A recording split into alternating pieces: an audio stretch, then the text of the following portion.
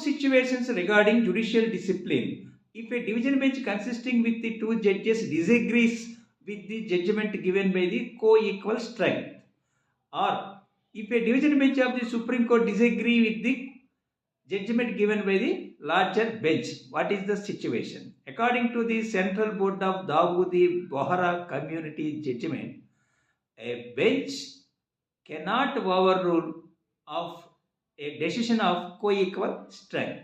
The remedy is it has to refer it to the larger bench. Then, if it disagree with the decision of the larger bench, then also the remedy is only to send it to the larger bench. If present larger bench considers that earlier larger bench is erroneous, then it refer it to the Constitution bench according to the Pradeep Chandra Parija judgment.